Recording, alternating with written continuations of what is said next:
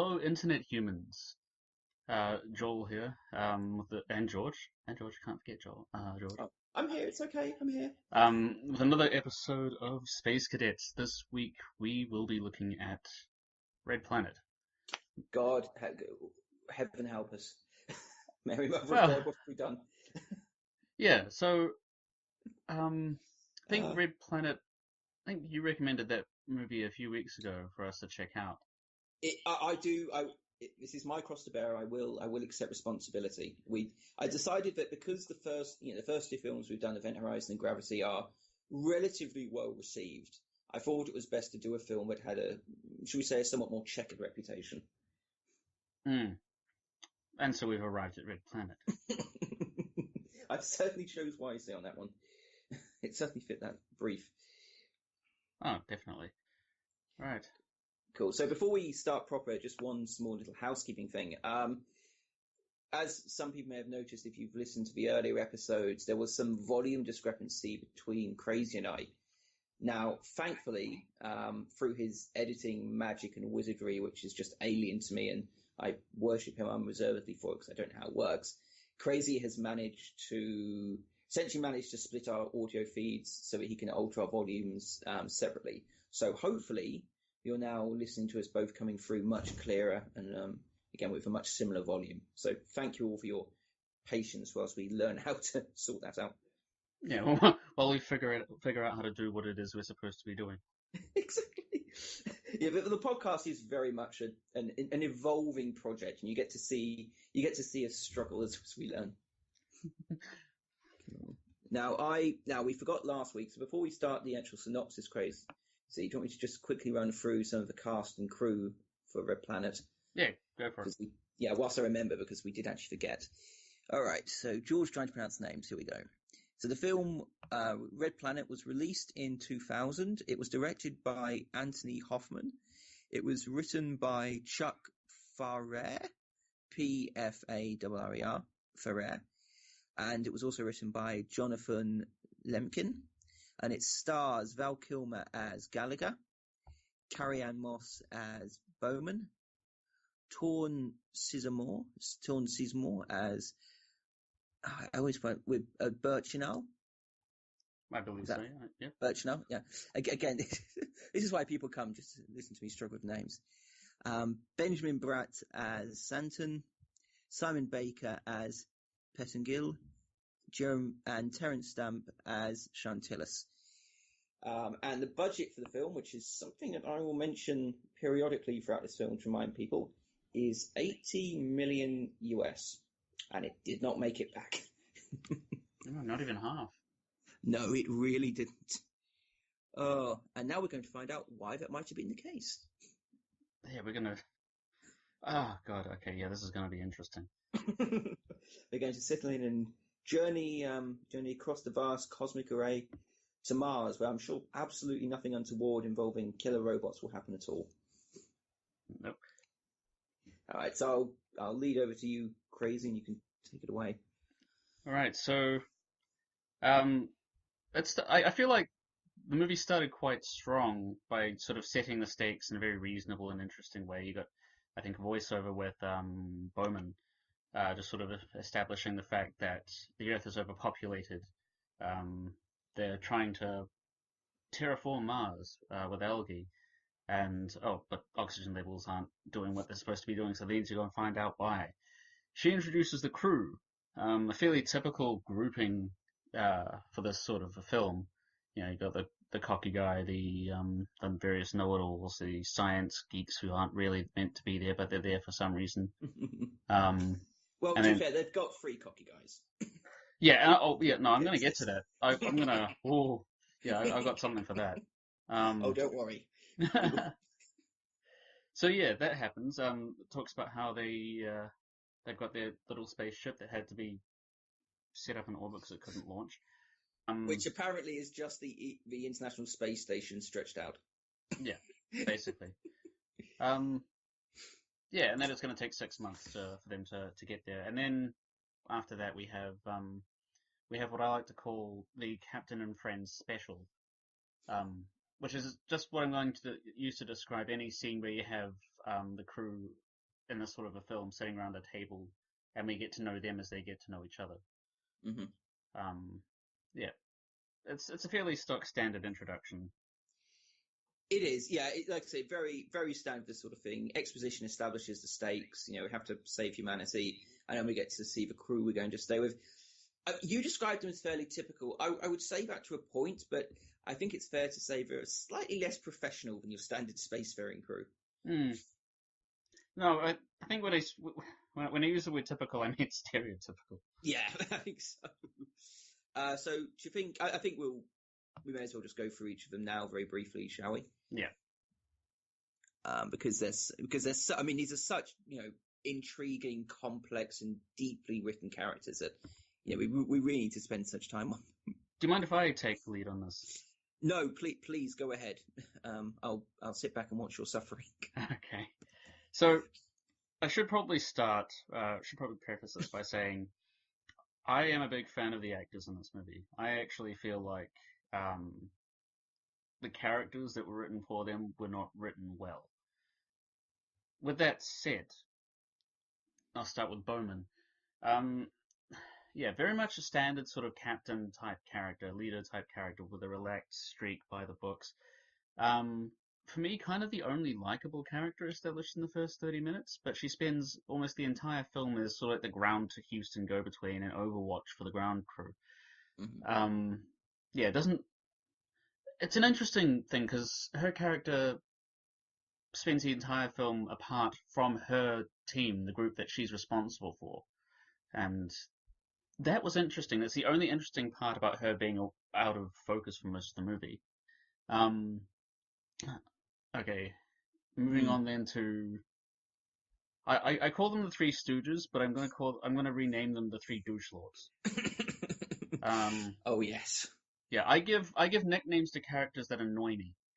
So I'll start with the prime douche lord Gallagher. Textbook, Our protagonist. yeah, our protagonist. Textbook egocentric jackass that has to learn it's not all about him. Eventually he works this out and is an okay guy in the end, a changed man. That annoyed the shit out of me. Um, I know I can. To give people who haven't watched the film an idea, I know how to summarize his character to a T.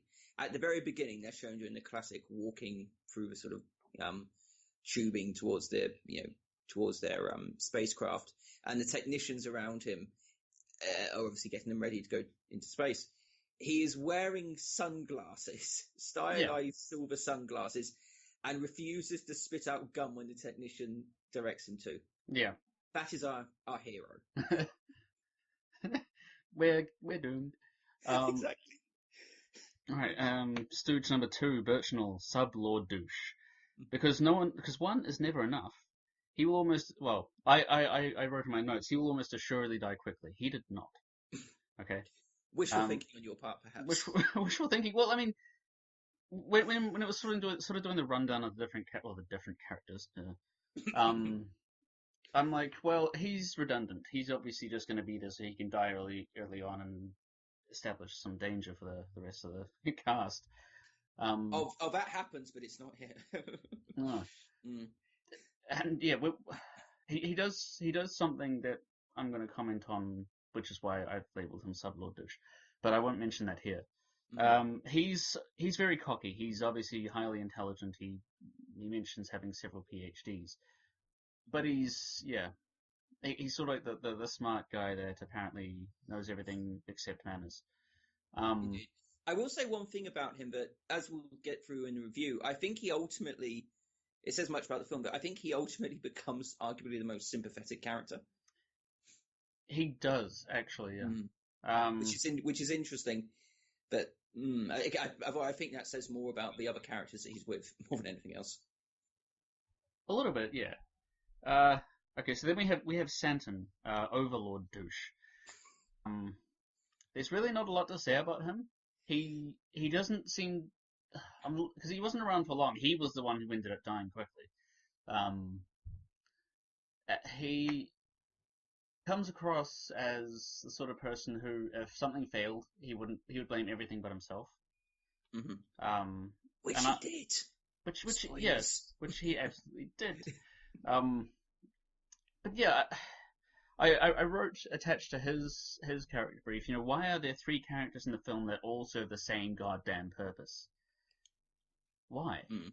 I mean, that's how did this pass? Oh my goodness! I mean, I should tell everyone, for those who don't recall from my early episodes, Crazy is presently studying screenwriting. yeah, And this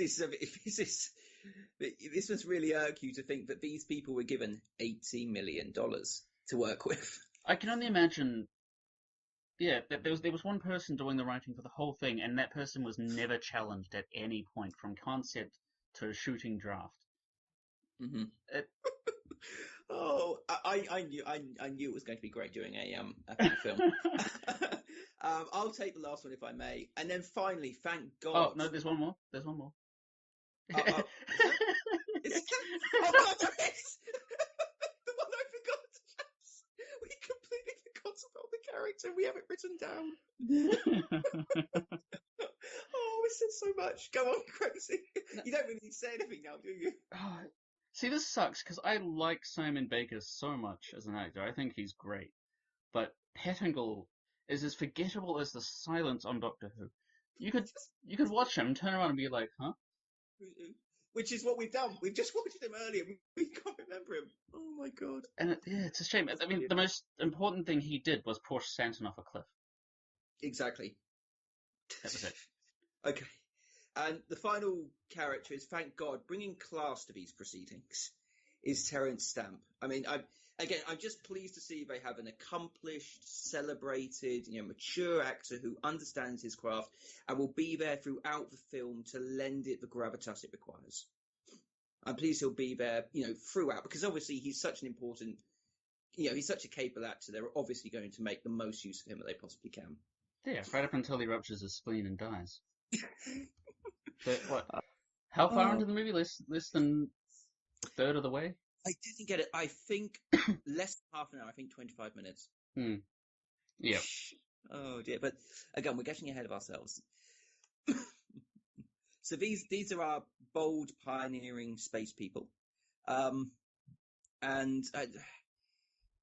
again, there's not really very much more to talk about on the ship. No, actually there isn't. No, apologies. I'm just looking for my notes. There is one more character, quote unquote, we actually have to mention.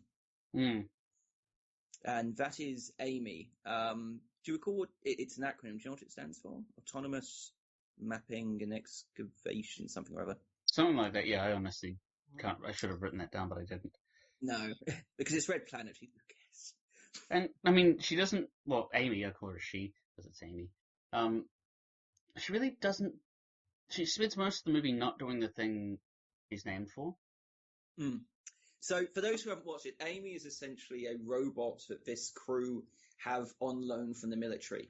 And conveniently, the military forgot to take off and deprogram it. So they kept all of the military hardware on and they just gave it a switch that says killer mode and peaceful mode, essentially. That's quite literally, because they actually do that at one point. He does literally just flip a switch and change it onto its killer military mode. Why they needed that setting on a exploratory mission? What is essential exploratory? Well, exactly. Why you need it? Why you can't just have a drone flying around anywhere? But that would ruin the plot. So you have the robot of plot contrivance, Amy, with them, and again, it's sort of established that she's a fairly proficient killing machine by all estimations, and she's there to, I suppose, pick up samples for them. And map things? No, yeah, very true. She does have things. Although they have the orbiter to map things, so why would I'm crazy? I'm thinking about the film. Oh dear. Indeed. One thing I would note about the characters is, whilst they're on their way to Mars, you do have a brief sort of philosophy 101 discussion between Chantillis and Gallagher. Which is the physical equivalent of screaming into a void. It really is. You have Paul Chantillis trying to explain the nuances of sort of philosophy and the fact that he felt that science couldn't answer every question, so he turned to philosophy, and he's trying to explain it to, well, again, sunglasses and gum chewing Gallagher. It just doesn't go terribly well, does it? No. So those are the characters, and I mean, I, unless there's anything else you want to mention, Craig, I think it's just go to Mars because that's really them, isn't it? In a nutshell. And the Yeah. whole first 10 minutes is really just how it establishes the characters and tries to tell us, hey, we're here and we're, for the most part, not terribly endearing. Please like us. Mm. So they arrive at Mars, and they're preparing the lander, for what they hope to be a fairly conventional entry to the Martian atmosphere. And then things go, as they're wont to do in these sort of films, things do go ever so slightly awry. Yeah, so the entire ship gets rocked by a solar flare and nearly incinerates everybody. Mm-hmm. A solar flare that I hasten to add, Mission Control would have known about and warned them about probably days or at least hours in advance of. Mm. Because the film sort of portrays the idea that solar flares travel at the speed of light, which they don't. That's just me.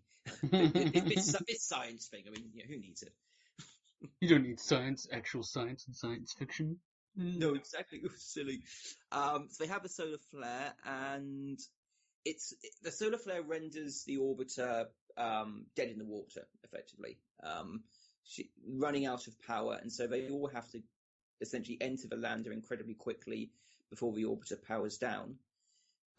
Unfortunately, though, at this point it's revealed that the the automatic release system isn't operable.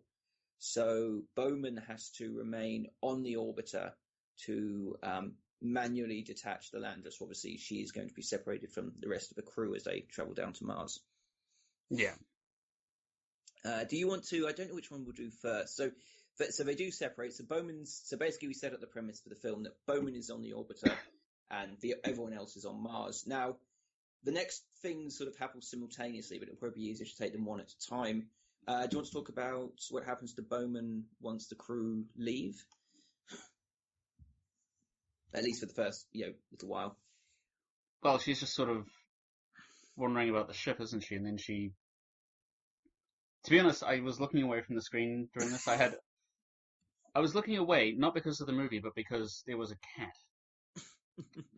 I'm embarrassed to say there was a cat in the way. And it was much more interesting.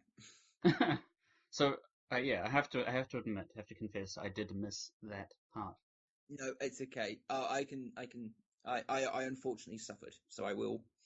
I watched it, so I have to recount it. So, essentially, okay. So Bowman is left aboard the ship, as we've already established. Now, as the ship loses power, the gravity centrifuge shuts down. Obviously, it was generating an artificial gravity field, so everything becomes weightless. As that happens, we don't actually see the fire break out, but a quite significant fire breaks out aboard the ship, and threatens to throw things into disarray because it sort of escalates rather quickly. Bowman is able to eventually gets to the point where she can't contain the fire herself, so she has to evacuate, actually quite ingeniously evacuate all of the air from within the ship, and thereby obviously extinguish the fire by removing its fuel source. Now, it's at this junction we get our first look at the 2000 CGI that the film relies on. Yeah. So that was a bit of a shame because it really felt as though they'd gone for, well, I don't think this was necessarily deliberate. I think that the actual people in charge of the special effects must not have really had a lot of experience working with it because they seem to have gone for the budget option. Mm-hmm. I mean, surely 2000 special effects were much better. Like, Than that. yeah, much better than that. So it really seems. Well, I think I want to believe that it wasn't deliberate. I think I want to think that it was just a lack of experience or a mistake, an honest mistake. Yeah, it's difficult to describe. It really does not look convincing. It almost looks like an animation. It looks almost like an animation. It's that bad at times. Again, I would be more sympathetic to how poor the fire effects look and some of the other effects if the film didn't have a budget of $80 million. That for me is quite a big thing. If you have that much at your disposal, I do expect a degree of quality. And again, I'm not a huge visuals person. I'm very sympathetic and I'm forgiving when it comes to visuals. I don't think it doesn't make or break a film, but if your visuals are so bad that they detract away from the film and they're jarring, they bring you out of the film, I think that is a problem. Yeah, I mean, decidedly so. Yeah, and unfortunately, in this instance, I think the fire effects were just too poor. Now you didn't see stuff on the ship. Shall I do the landing as well? Sure. Yeah. So meanwhile, whilst this is Bowman is trying to contain the fire aboard the orbiter, the lander heads down to Mars. However, it's established that it was damaged during the solar flare, and so they missed their intended landing site. And it all sort of goes quite wrong. It's a rough ride down, to say the very least. And in order to land, they have to try to bring it in manually. They jettison the normal sort of landing gear, which also has the robot Amy attached to it as well. So that goes off into the distance. And then instead, they actually deploy parachutes, and the lander. And this was something that did actually happen with unmanned probes. This is one way that they landed on Mars, is large airbags emerged sort of around and encased the entire lander. And these airbags obviously act as a cushion when it finally did hit the surface. And that's quite scientifically accurate, because that is how unmanned probes were landed. The problem with Mars, there's always been a thing with Mars, is landings on Mars have always been incredibly difficult. It's quite notorious, actually. A lot of probes have been lost on Mars. And it's mainly because there's enough of an atmosphere that you have to worry about it. You have to take account of it. But there's not really enough to demonstrably slow you down. So landing is a real difficulty. And the crew of the Mars expedition find that out when they come down incredibly hard, then end up because again the orbiter is roughly spherical. They end up rolling across a boulder field, then down a huge cliff, and across another bit of a boulder field. So they go for a little bit of a spin, and this is the first point in the film where I think you could reasonably say they probably shouldn't have survived that. No. No, they were quite lucky to have survived. Mm-hmm. All the assholes, anyway. Yeah, exactly. So what do you mean by that, Crazy? Elaborate for us. So, I mean, they pile out of the orbiter, and then very quickly they work out that Scintillas has been wounded, and he basically can't move. Yeah. Yeah, so they say Scintillas' spleen has ruptured, and it's at this point that they decide they have to leave the best actor they have Well, to die at the beginning. thing is that they don't necessarily make the decision themselves. In fact, Gallagher actually goes, "Well, we can just carry you to the hab," but he's decided that he's going to stay there and be like, I'm going to die here because if you carry me, you'll run out of oxygen. I've read the rest of the script, and you've already given me my check. I don't need to be here anymore. Yeah, probably is. That's what happened. So Scintillas is gone. Terence Stamp is sort of left there just to die. The rest of the crew go over to the hab, which is the sort of, as the name would suggest, is sort of the habitation dome that was set up in the months preceding their arrival on the planet. And the hab is obviously quite vital because they have a limited supply of oxygen, and they need to reach it in order to survive, quite bluntly. Yeah. Yep. So they're quite keen on finding this dome. Takes a bit of doing to work out where exactly they are, because they've landed in an ellipse where they don't really know exactly where they are, but they're somewhere within this particular shape. Mm-hmm. And so it takes a bit of doing for them to work out exactly where they are in relation to the hab, for them to then move in the right direction. Yeah, they do a little clever thing where they have an image. They have an image from a sort of live camera feed from the hab, or at least a recent feed from the hab, and they see that there are some mountains in the background, and they invert the image as if they were looking on the other side and realise that it's identical to a few mountains in front of them. So sort of, a reasonably clever way to work out that the hab is on the other side of the mountains to them. Which, I'll take my hat off. For this film, that's the height of sort of novel thought in this film, I suppose. Yeah, I mean, credit where credit's due. This film does obviously have points where the story is really good, but it's just really messy. Exactly. You've really got to delve through the muck in order to find those kernels of gold. Unfortunately. So so you say what happens when they reach the hab, and we'll move on to. All right, so they've deployed Almy. They've deployed Amy. They wonder why there's no algae on Mars. They just put some up here not that long ago. That's right. There's so they put the algae up and there's no sign of it at all. In there should be, because obviously that was the whole basis for their terraforming project. There's supposed to be algae in this field over here. There's supposed to be red stuff in the area before. Yeah, it's a whole mess. But so they see the hab on the horizon. Yay! At the same time, we see through Bowman's screen in orbit that the hab has actually been destroyed. No. Yay! The film's over. Well, yeah. Okay, so they're running excitedly towards what they think is the hab, and they get there and find out it's in a million pieces.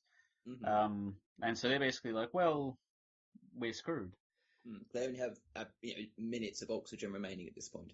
Yeah. They shouldn't have spent all that oxygen running. Yeah, well, exactly. So at this point they kind of group off. Santon and Pettingill go their own way for a bit. Who crazy? Who?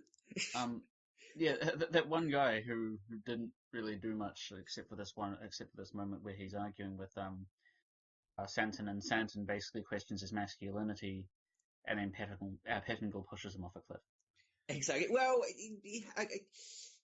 okay, and this is one of the areas where it really goes weird, because although it's established that Sentinel is a bit of an arse, to put it bluntly, he really, really comes off as quite an arse in this scene. He's essentially saying, we're all going to die, but I did my job right.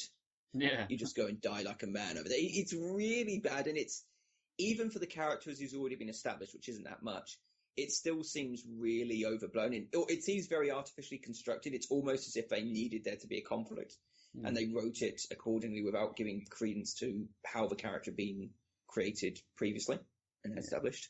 Technically, I didn't fail. Yeah, you did. Oh, yeah, exactly. We landed where we were supposed to. No, we didn't. So man whom we forget. They get into a tussle, and he pushes Santon, and realizes Santon's about to go off the cliff. Does try to save him. Yeah. But then Santon's gone. Yeah. So obviously, Pettingill didn't mean to kill Santon, but it was just sort of a knee-jerk reaction that overdid it. And then Santon was like, "Oh no!" Probably manslaughter. Yeah, manslaughter. Still murder. Exactly. Yeah, but and then it gets into court, and they get halfway through proceedings. Go, sorry, who is this man? Yeah. Why are we here? Exactly. Yeah. So Pettingill goes back to the remnants of the hab and basically just straight up lies to Gallagher and Birchnell, saying, Santon threw himself off a cliff. Whoops. And this is when the oxygen starts to run out. Yeah, so the oxygen is well and truly on its way out of them at the moment. And they're all slowly suffocating, and then Gallagher has the brightest idea, and by the dumbest luck known to mankind, but not them, there's actually air on Mars.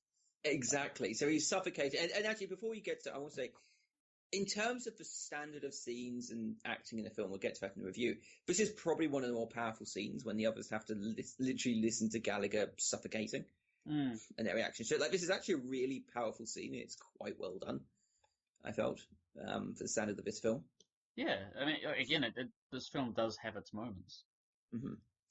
But yeah, so Gallagher is suffocating, and he.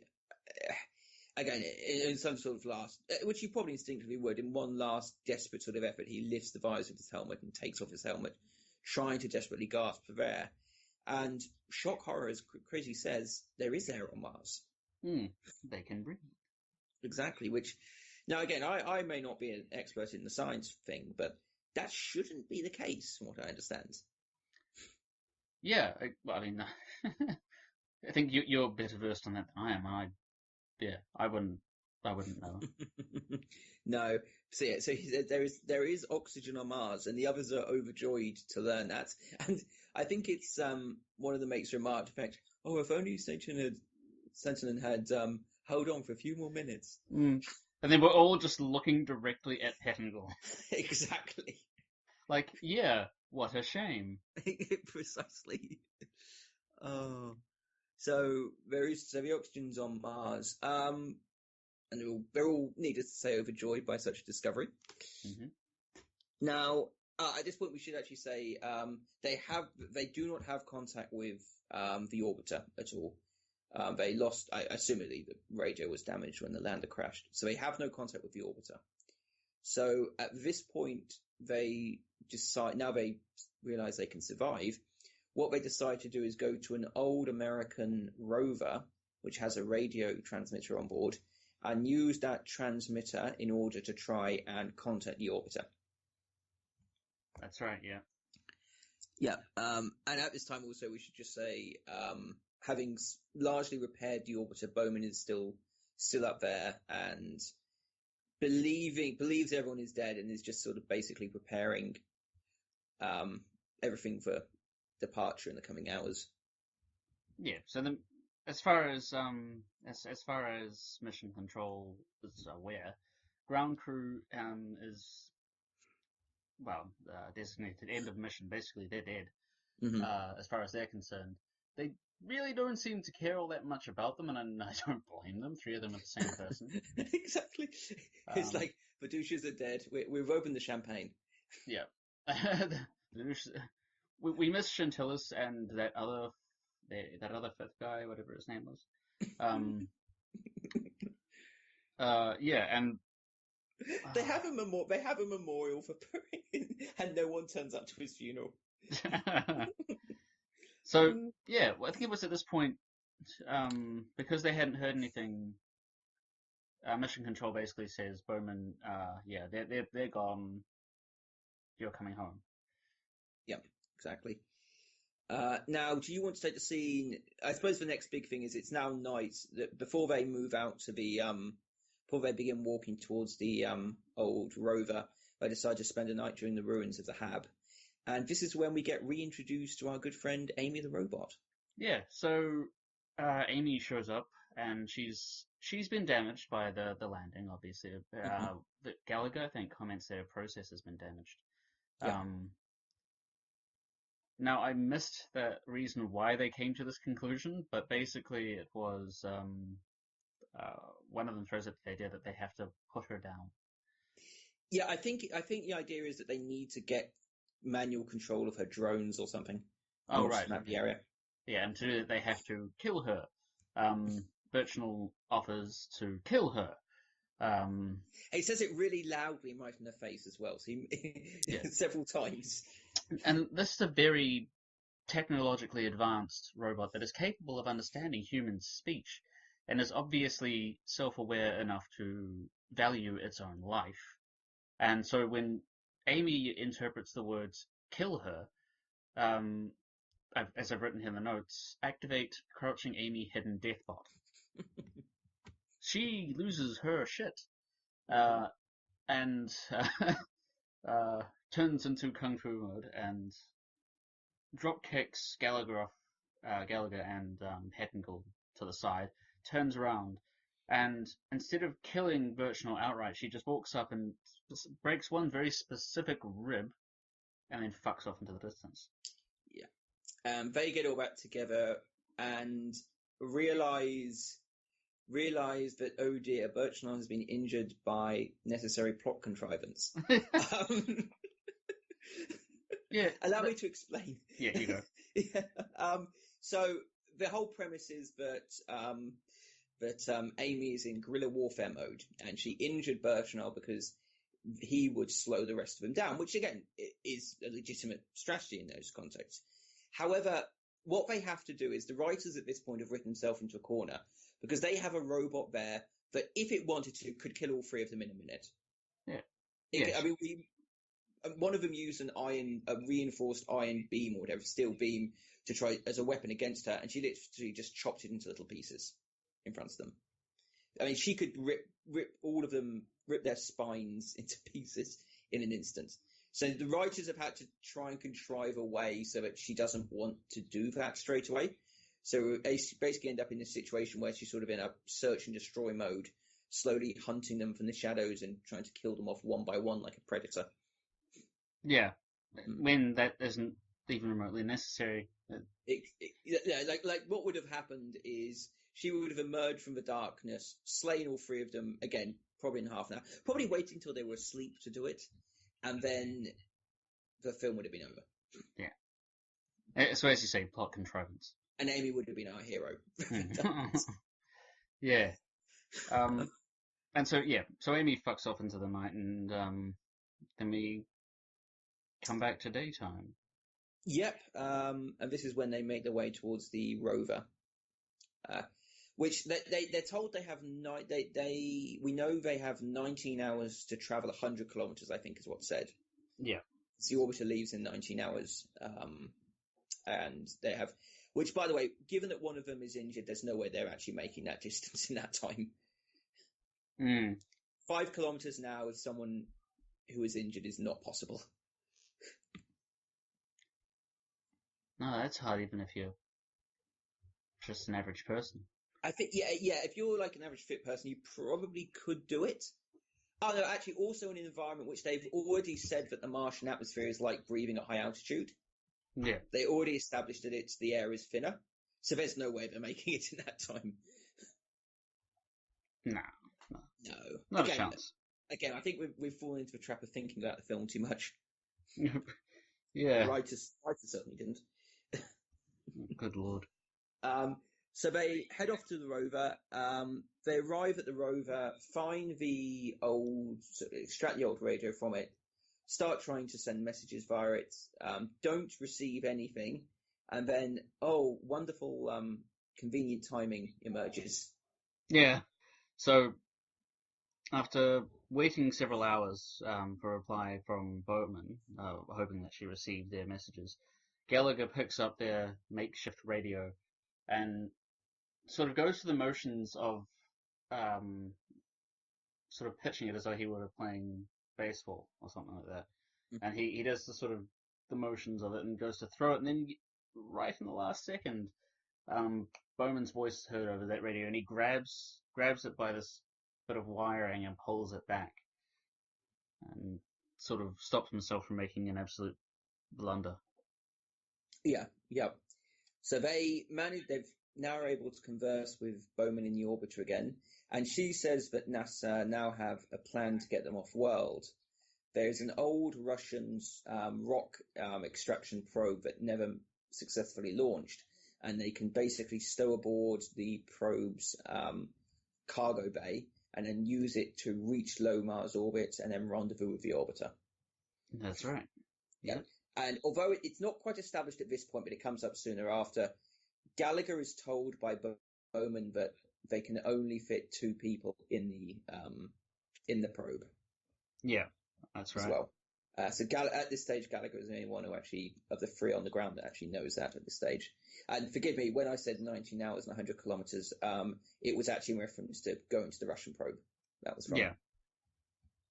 So they have to cover that distance in a fairly short span of time with limited oxygen and someone who can barely breathe and move at the same time. Exactly. There's so much. I'm really debating how much we should cover because there's a lot. In one respect, from this point on the film, the last sort of third or so of the film, in one respect, quite a bit happens, but in another respect, not very much happens at all. Okay, I suppose this point will just go on.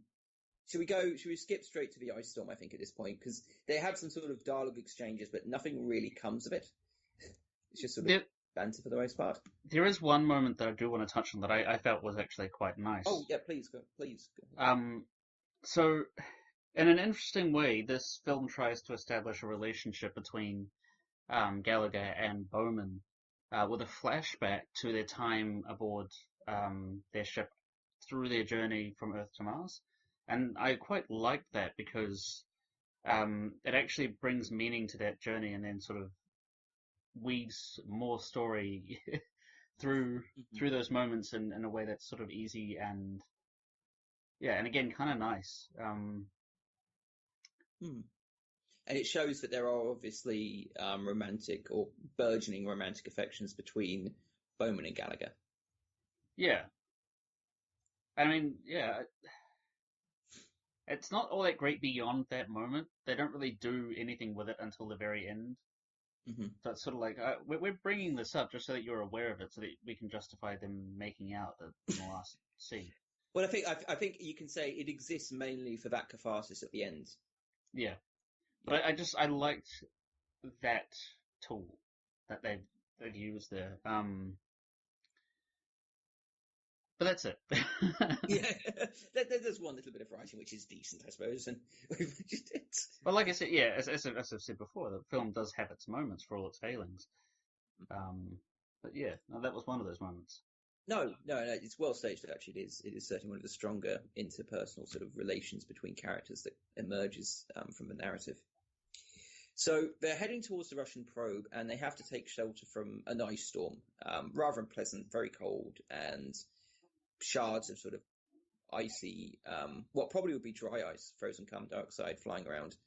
So they take shelter in a cave, and we also note that Amy is nearby, sort of hunkers down, sort of on a ledge overlooking the cave. So she obviously is continuing to stalk for them. And at this stage, this is the point when, in his infinite wisdom, Gallagher decides this is the time to reveal that the Russian probe can only take two of them. Hmm. And naturally, Pettingill is nervous. Mm. Because it's sort of established at this point that there is, but Gallagher and Bucknell. I do apologize. How do you pronounce his name? Crazy. I will get this by the end. I'm quite sure it's Birchnell. Birchnell. I don't. I always struggle with names in films. So Birchnell, and it's established that Birchnell and Gallagher are probably closer than Pelling. Forgetful Man is the one we forget is with the rest of them. Hmm. So it's sort of established that, for obvious reasons, Pettinger is, as you say, suitably nervous that he'll be left behind. Yeah, but at the same time, Gallagher, when he brings this up, basically says, "Well, you guys go. I'll stay behind, and I'll probably be the one to survive the longest because you'll blow up the moment you go into, moment you try to take off." But Which is a decent line. yeah, a decent line. Uh, they have a shared laugh, but Pettingill is not convinced. He still believes he's going to get shafted, and believing this, he waits until everyone falls asleep and the storm stops to basically screw them over. He takes the radio and just bolts. Exactly. And that strategy works really well for him for a few minutes. Hmm. Right up until Amy shows up again, and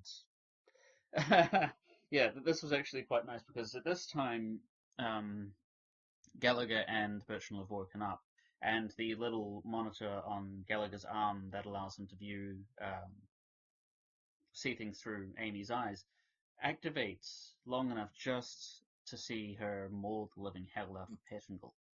It's been established before that Amy has been blocking it. She basically controls what they see on that little monitor, and So, she specifically activates it so they can watch her kill Pettingill, which yep, was considerate of her, I suppose.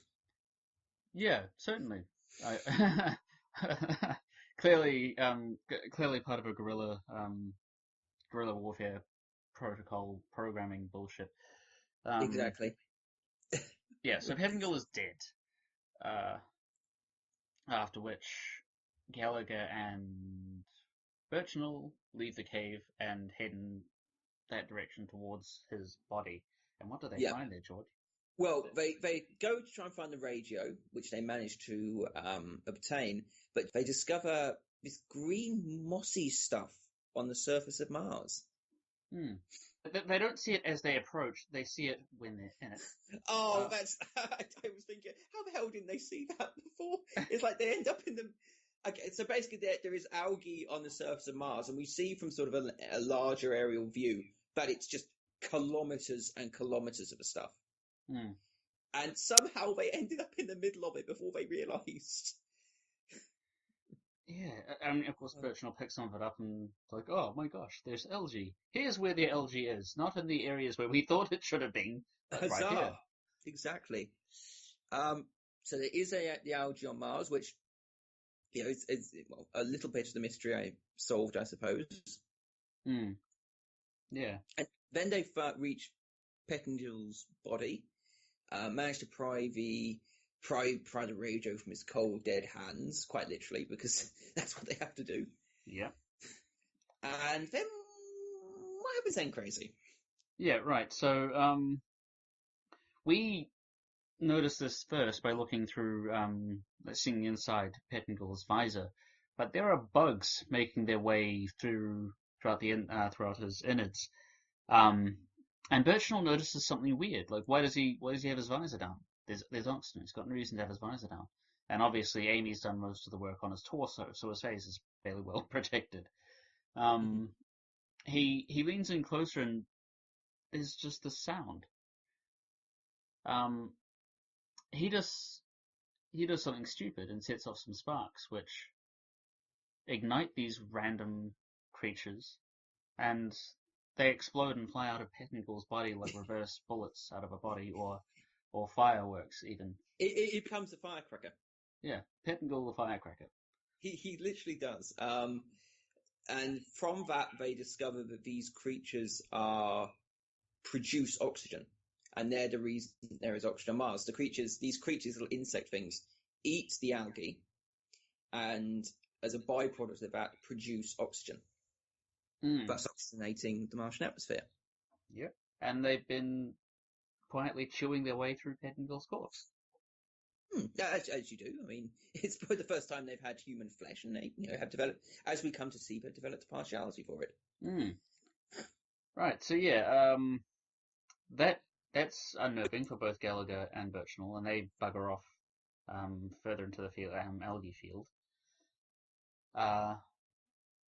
At some point during this journey, we see that Birchnell is bleeding, which has attracted the the nematodes, who are well, they as George said, they've gotten a taste for blood, so now they've swarmed Birchnell, and he's like, "I'm not dying this way."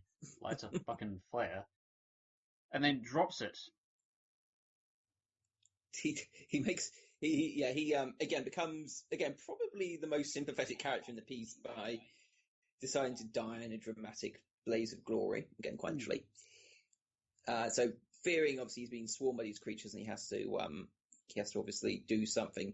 He drops a flare around them, which well, how can I describe it other than it incinerate in the space of a moment? It incinerates the kilometers upon kilometers of algae fields. And they had a problem with this because their whole reason for being there was this algae.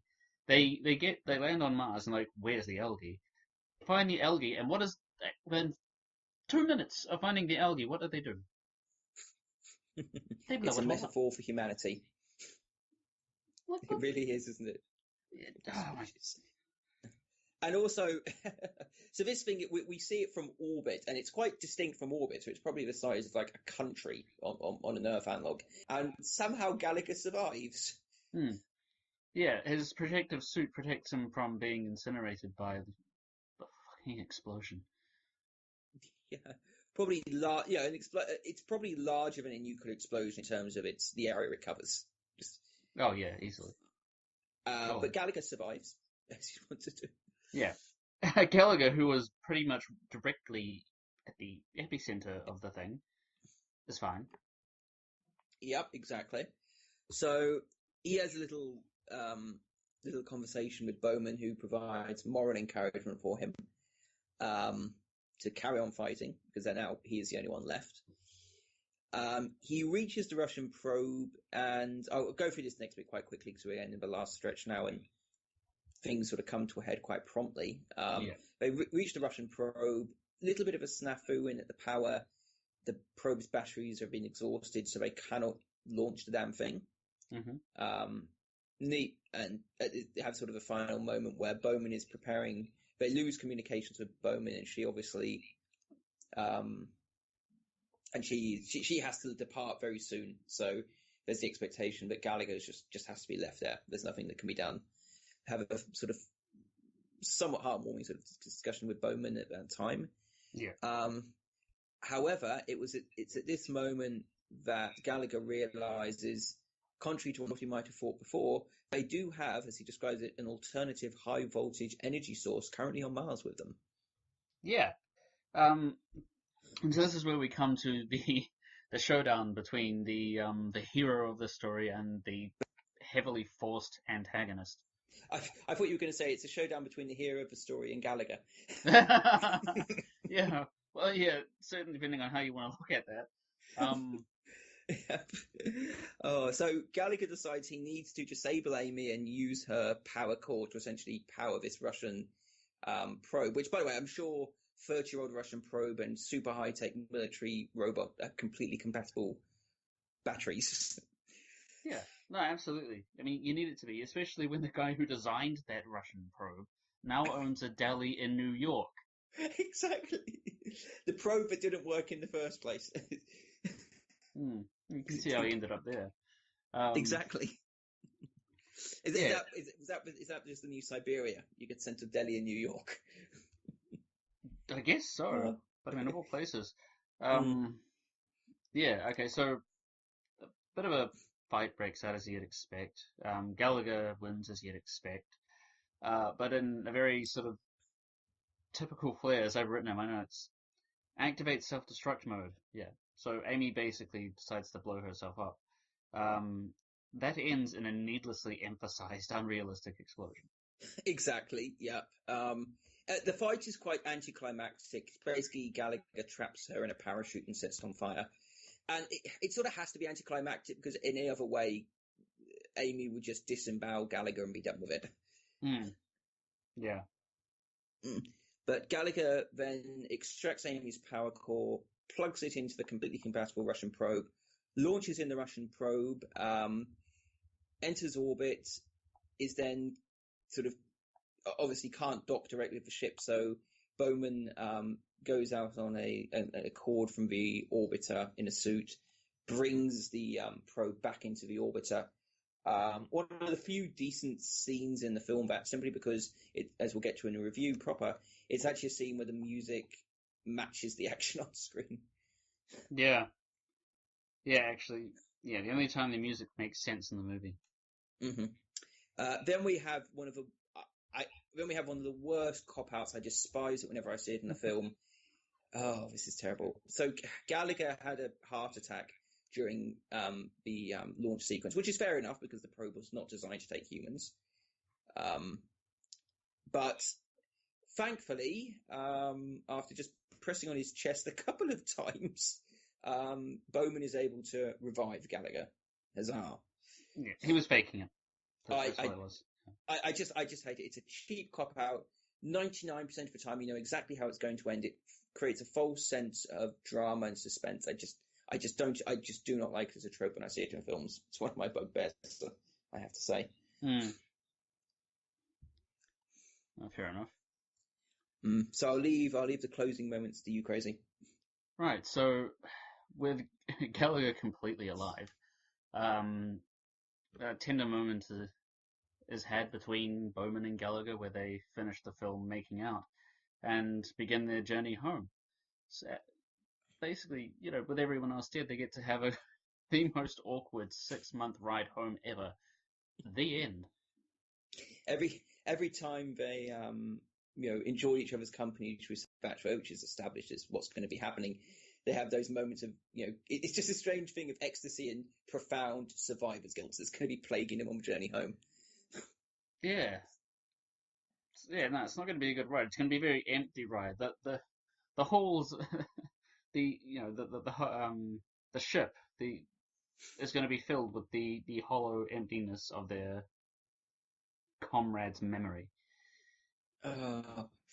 Even there, you've described what sounds like a much better film.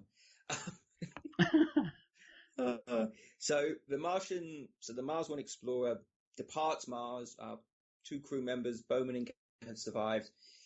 We leave the barren, inhospitable, well, not quite inhospitable construction, world of the red planet with the miraculous algae destroyed, the creatures destroyed, so oxygen probably depleted, and mankind doomed to suffer the return of Gallagher, whose ego is going to have gone through the roof.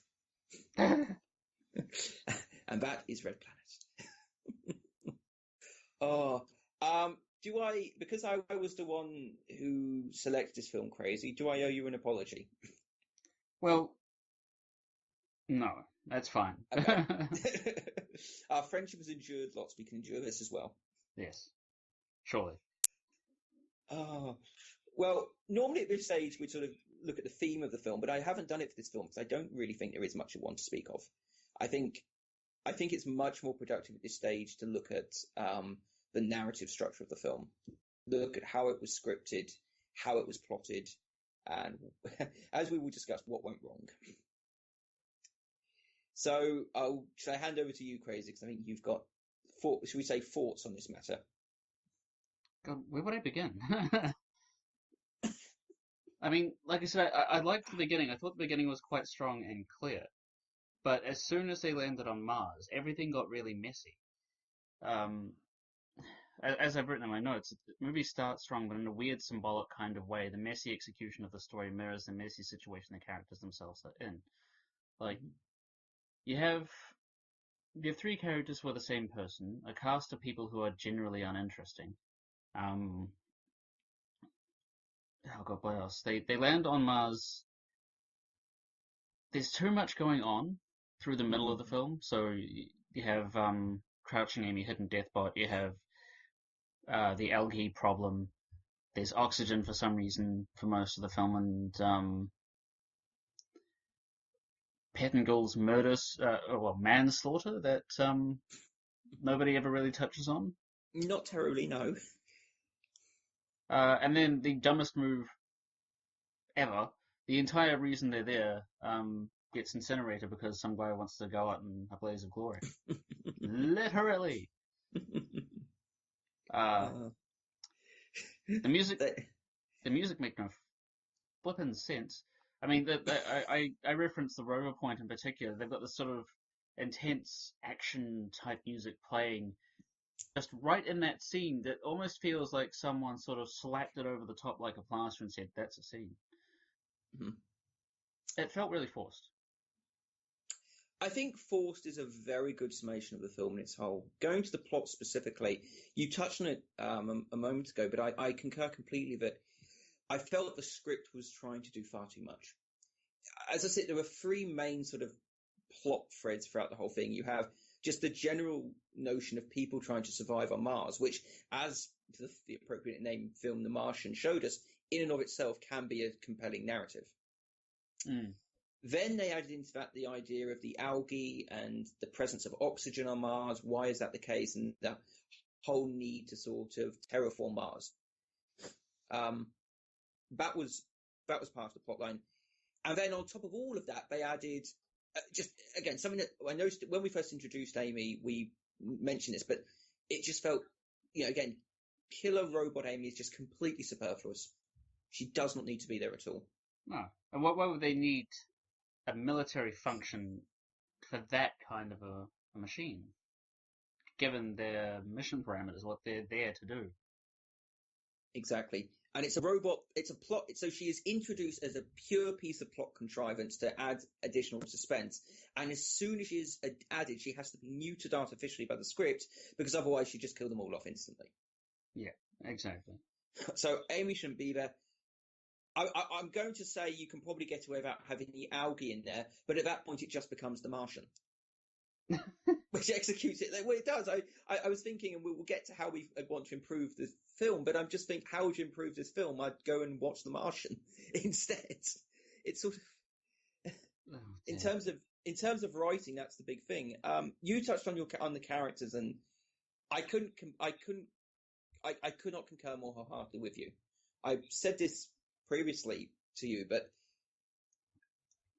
this says so much about the issues with the film. I think it's very symbolic of the overriding issues that They kill off their best actor and arguably most compelling character in the first 25 minutes, and then have their second best actor and most compelling character essentially on the periphery for the entire film, just at a desk for all intents and purposes, acting as a go-between, Doing essentially nothing. having nothing to do with that character. So their two best actors and best characters are sidelined for the film, either not there or sidelined. And I think that says so, in a very symbolic way, that says so much about the issues that the film has. It prioritizes things that should not be prioritized and fails to further explore things that it would be much more interesting to have a look at. Yeah. It's almost like maybe they thought that the characters Gallagher, Birchnell, Sanson, and Pettingill needed the most sort of conflict and change for their character arc within the story, whilst simultaneously ignoring the fact that you could do that with Bowman and Shintelis without look at me fail names. It doesn't help. It doesn't help that most of these Barbona are. Some of these are just unnecessarily obscure names. They are ridiculous names. I mean, Birchnell is a dumb name. Pettingill, who the hell? I struggle with names normally, but one of the things, and it is true, one of the things that makes them less memorable characters is the fact their names are impossible to remember. It's almost, yeah, I think someone tried too hard to think of a decent name.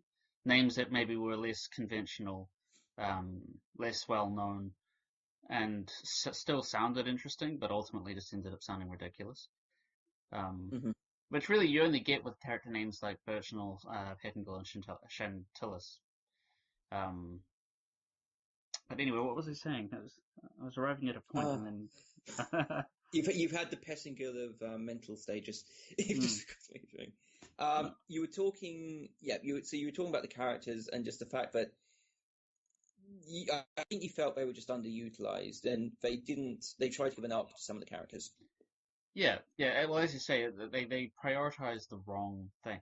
They could have had Bowman be much more active if she were on the ground. Of course, they needed someone up in the sky, which actually could have been better filled by Gallagher. Force him to give a shit about his team who are on the ground while he's simultaneously powerless to do anything about it. It would have made the drama a lot better.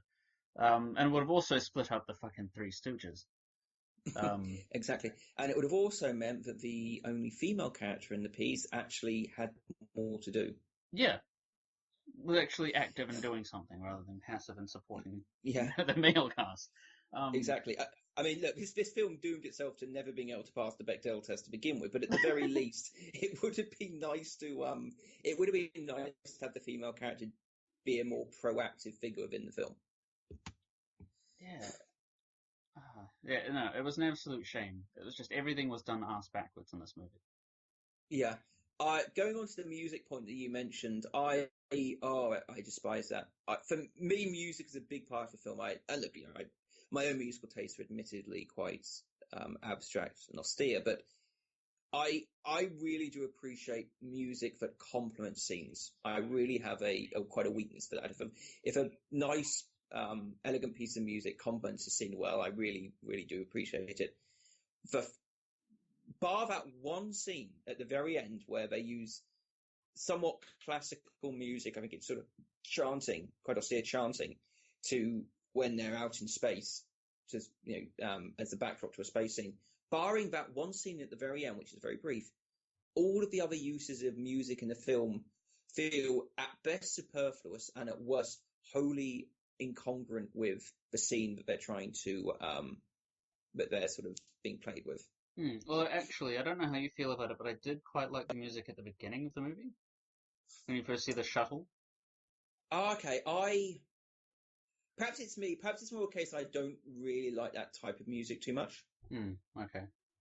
But I don't know. For me, with space, when you're doing a space film, perhaps again speaks to my own taste, but I don't know. The music should be slightly more bombastic, or at least grand, and have greater gravitas.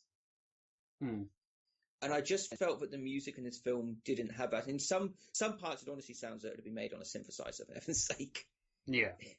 And again, I remind people, a budget of $80 million. Hmm. Yep. No, so I just, again, given the budget, again, I don't want to keep coming back to it, but it is important for me. For me, the amount of money a film has at its disposal does ultimately impact how I view it. Because if the film had $1 million or even less to work with, or a few $1,000,000, I would be much more prepared to be more sympathetic to it, because I would understand the limitations that they would be confronted with. So with the music, they wouldn't have been able to pay to have too much music composed. With the special effects, they wouldn't have been able to pay to have terribly proficient special effects. With the sets, they would have been quite limited. And speaking of the sets, for what it's worth, there are some of those night sets in particular. I am never convinced for a moment they aren't on a soundstage. Yeah. Like I say, some of these sets are decent. Some of the sets aren't too bad. Like some of the daytime ones on Mars aren't actually too bad, but particularly on the night sets, it really doesn't seem too believable. No, you're right. Yeah, there were some of them I just was looking at, and it just again, I knew they were on a soundstage. It was that sort of poor, unfortunately. And again, if you have a limited budget, I'm going to forgive that. But if you have a large budget, if you are a major production with reasonable names signed up to it, I do expect slightly better than that. Particularly when it's a space film and recreating Mars. Mars is the primary setting. It's essentially the name of your film for all intents and purposes. Recreating Mars should be something you really strive to do. And again, in some cases, it's not done too badly, but in other parts, it really seems as though they cut corners. Yeah. No, I agree with that.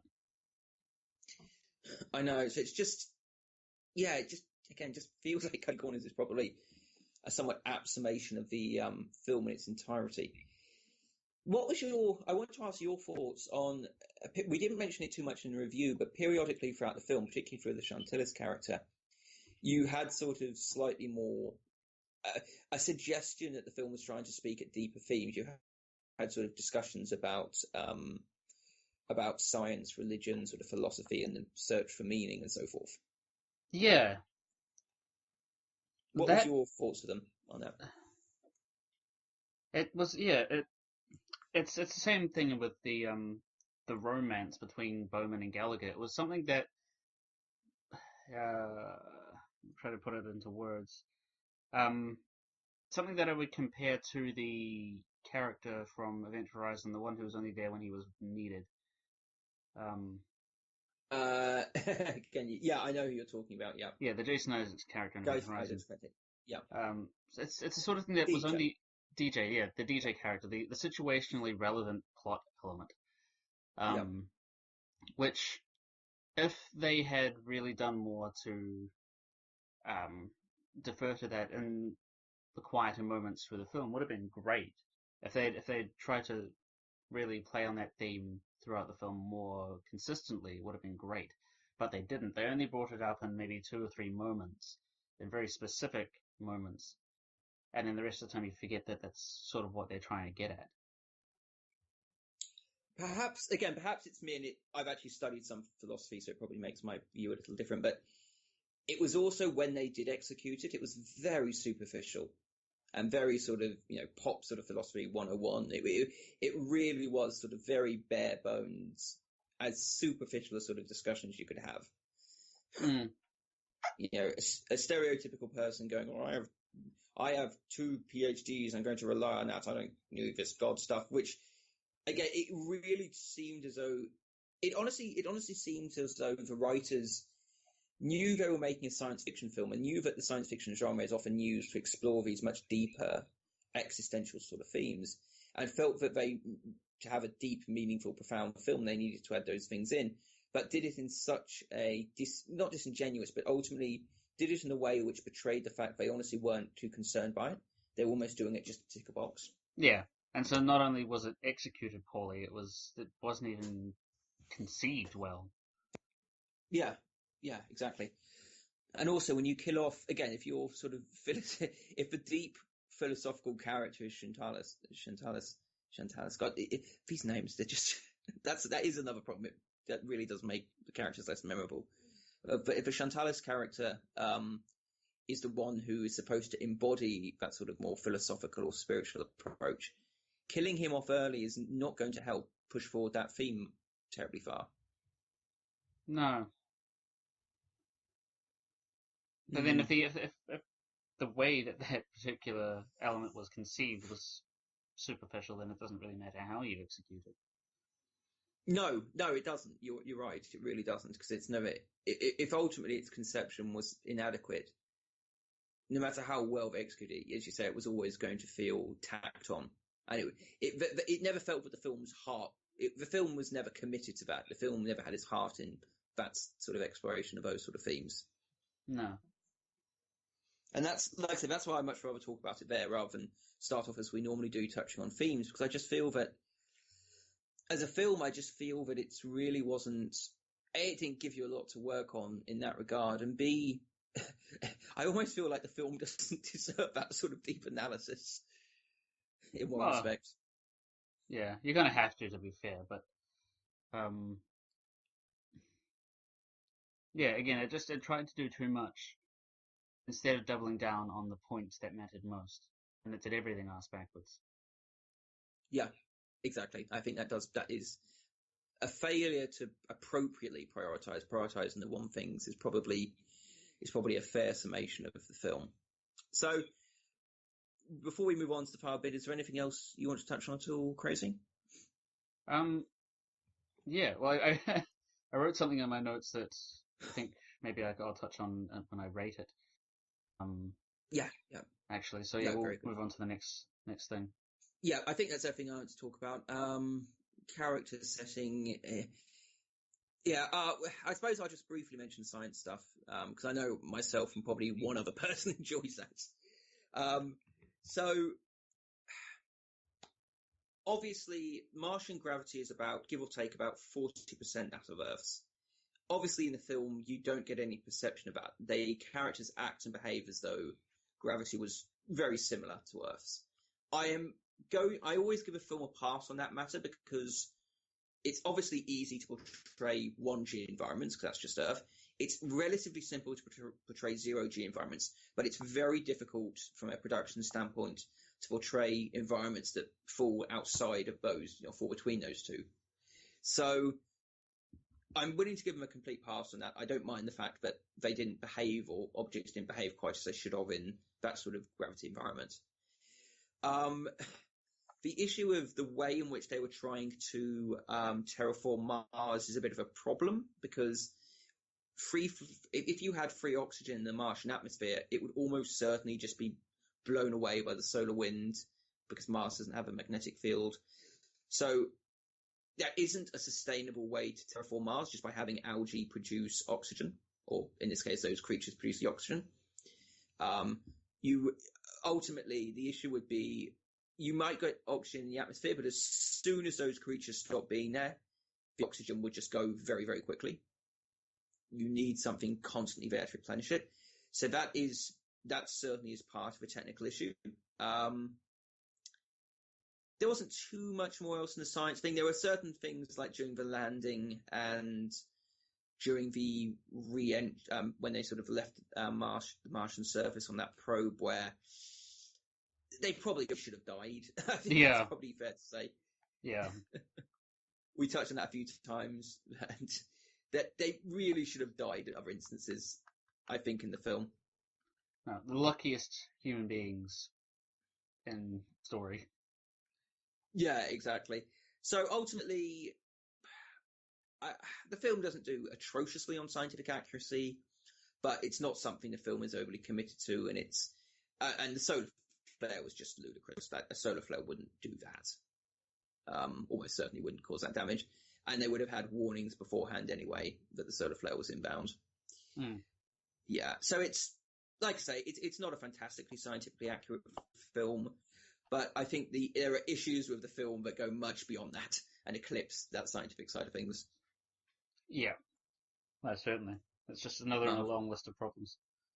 Exactly, yeah, and it seems silly to focus too much on that when, as we sort of touched on in the review, there are more egregious issues to address. Right, so for those who aren't familiar with us, at this stage what we do is we each give the film take it in turns to give the film a rating out of 10, very original. We then advise whether we think you should stream, rent, or buy the film, or not at all, as the case may be. And then finally, we each offer a recommendation or two on, again, if we were sort of given the scripts to work on how we might sort of improve the film in future. So I'll leave it to you to go first, Crazy. Well, actually, we did sort of cover this previously just talking to each other about it. I think we can probably just render our rating at the same time. Both of us, Yeah. I think, settle very much on a 5 out of 10 for this film. Yeah, I'd agree. Definitely 5 out of 10. And so, I mean, it was a film it's worth watching, just for the sake of watching it. You know what I mean? Like it's not necessarily memorable. It doesn't stand out, but it is watchable. You can watch it, and on some level enjoy it. Yeah. I would say it's, as you put it, it's competently enough made. So, it doesn't insult you to view it. You don't have sort of a visceral revulsion at viewing it. You can tolerate watching it, and there's enough there for it to be a distracting, superfluous popcorn film if you don't think about it too much. Yeah. How I would improve the film, again, at this point you probably guessed what I do. I reprioritize the focus of the film instead of having so many different things. Dial it down to maybe one or two things. Rewrite the characters completely because they suck. And yeah, I mean, obviously I put Bowman down on the ground, put Gallagher up in the sky, and kind of just leave it at that. Maybe not kill off Scintillas, or kill someone else off. I don't know. But that's certainly where I'd start. Yeah. I concur completely with you. I would. Before I start, so would you recommend anyone stream or buy it at all? Yeah, sorry, I did forget that. It's the perennial of our review format. Or Pettingill, George. Pettingill. I don't know its name. Oh, Jesus. I'll get it. Once the review is done, I'll get it, I'm sure. Yeah, doubtless. So, yeah, okay, I would honestly probably just stick to streaming it. Rent it if you feel like it, but my recommendation would be to stream it. I concur. I would. I'll go slightly stronger than you. I don't think you should spend money on it. I do not think you should spend money on it. It doesn't deserve your money. If you enjoy the genre, if you just want a distracting diversion for a few hours, and don't want to think about it, or if you want a film that you can chastise and essentially take the piss out of with friends, then I would recommend it for streaming. Fair enough. Cool.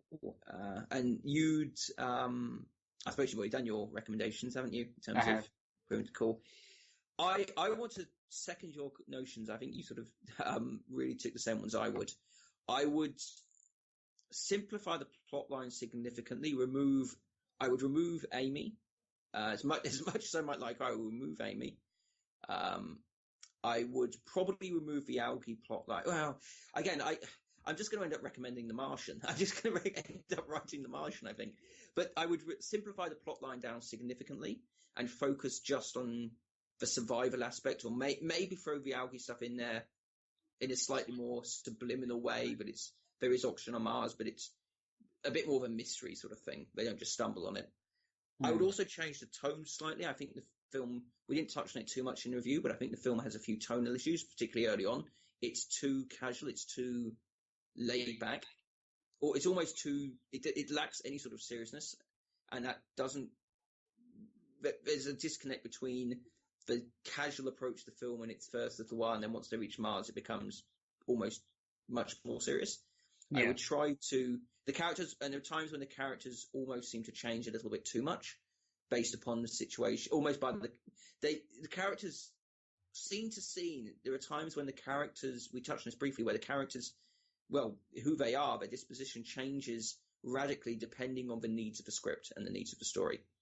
And I would try to improve the characters by creating greater harmony, more harmonious characters that are a bit more subtle and nuanced, but also more consistent across the story. And that would probably involve keeping Chantillis alive, as you say, bringing Bowman more into the story, and, as you say, just rewriting the others probably quite extensively. Yeah, because you don't need 3 versions of the same character. No, you really do not. I couldn't agree more wholeheartedly. So, ultimately, 2 5 out of 10s. I think it's fair to say a film that it probably deserves its negative reputation. However, it's not quite as bad as the reputation might lead you to believe. Yeah, that's fair. Yeah, it's still watchable, and I mean, we had fun taking it apart, because as soon as you think about it, you really can. But it's not the worst space film ever made, and there is some. Shot. No, well, we'll get to those in time, but I'm sure you certainly can derive something from it if you're so inclined. Yeah, again, provided you don't read too much into it. Exactly. Marvellous. So 2 5s out of 10s, incredibly timid and guarded recommendations, which I think is probably what the film deserves. Yeah, that pretty much sums it all up, I guess. Marvellous. Well, right then, so we'll leave Mars be, and we will we'll spare ourselves. We'll slowly venture away from Mars and watch as the algae blossoms and the planet turns into a nice green world. Yep, with yeah, with all that noise. Jesus. Yeah. Oh, actually, sorry, stop. Edit that out. I was trying to go somewhere, and it kind of fell apart there. Yeah. Well, cool. Do you edit that out? Yeah. I was trying to do something nice, and it was one of those things where I thought I could do something, and then I got halfway through and realised I don't know where I was a bit wayward drifting with that one. Was it sort of like you had what you felt was a good concept, and then you got halfway through the making of it and realised you didn't, but you were too late? Oh, okay. Just for that, I think you need to keep it in there. Okay. See how it sounds. And actually, in all seriousness, yeah, I think we should. If you're still listening to this audience, this is how the creative process works. Yeah. Okay. So, I mean, yeah, I guess I'm grateful that the actors who were in this movie maybe got something out of it, because they went. I mean, Carrie-Anne Moss went on to do The Matrix and lots of other things, and she's awesome. Terrence Stamp is basically a god. Terrence Stamp is fantastic and went on to do much better things. I do enjoy Val Kilmer. I really liked him in Kiss Kiss Bang Bang. I've only seen Tom Sizemore, the guy that played Birchnell. I've only seen him in one other movie, but I liked him in that movie too. Saving Private Ryan. Yep. No, I did like him in that as well. He's been in other movies, I'm sure. That's the only one that comes to mind. No, it's one of those. He's one of those characters. It might have been was he in Enemy of the State? Was he one of the mafia guys in Enemy of the State? I think so, actually. Yeah, the mafia guy. Yeah, the mafia guy in Enemy of the State. Yeah. Benjamin Bratt, I like him as well as an actor. He's in a lot of movies and he's quite enjoyable. Simon Baker, I love Simon Baker. I love The Mentalist for so many years. And that's one of the things when we were talking about it, you mentioned The Mentalist. I realised, it was him, but obviously him, 10 years older. Yeah, and so I'm just glad that they were able to become actors that I enjoy. It's certainly one of the reasons for me watching the movie, I guess, is that it is a cast of people I enjoy seeing on screen. No, that's completely fair. And another pleasing thing is that we've done it now. It's done. Yes. Well, if that's all. I think I'll sign off here, George. No, I think so. We made people endure our review of this film, and I thank them if they've managed to stay listening. It's like I said, I wanted to do a film. I did want to do a film that was obviously had somewhat of a more negative reputation because I for two reasons. One, it adds diversity because we've done two good films, broadly speaking, hitherto. And secondly, I don't want to run out of good films because I fear that's a possibility if we just film them all at the beginning. Yeah, and that's fair enough. Yeah, Yeah, there's plenty of films to work on. Um, any exactly. ideas of what we'll go to next, George? Well, I've been thinking about that, and we will have to do. Uh, I've been thinking about that, and I don't know. Do you have any ideas? As I think of ideas, there's only one movie that comes to mind, but it's another one we enjoy. Ah, I think I know what that is. What is that by chance? Perhaps the absolute best B-grade science fiction film ever made. I think it might be time. Do you think it's time to do Pandorum? I think it's time to do Pandora. Okay. So unless something, unless we have a brainwave in the coming week, I think next time we will be doing Pandorum. So if you haven't watched it, it's available on New Zealand Netflix, isn't it? Which means if people are overseas, they should definitely have it on Netflix. Oh, certainly. Yeah, we're Yeah, like we're the last people to get anything. But no, no, that's exactly. not true. Uh, but yeah, so next time we'll be going through Pandora most likely. Um, Exactly. well, with that done, I will end our podcast here, and thank you very much for tuning in. Do leave some feedback if you want. You can find us on Facebook, SoundCloud, YouTube. Um, And we are obviously also through. in iTunes now. Yeah, we are also on iTunes as well. Yep. And if Uh, you want to be in touch, just whilst I remember, if you want to be in touch, either contact us on any of those platforms, or if you're a little antiquated like me and prefer something anachronistic, you can email us at spacecadetspodcast, all one word, at gmail.com.